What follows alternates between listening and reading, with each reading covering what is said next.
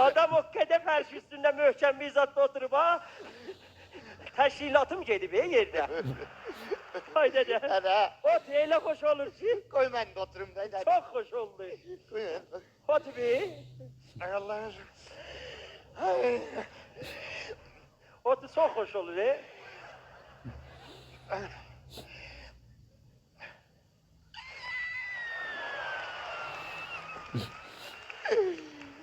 Dede içim geçti. Kitaplara bak, bunlar nazikdiler, bunlardan. Benim amadecim yok, sen o diye. Beni otobura. Adamın kullen bedenine kan işleri.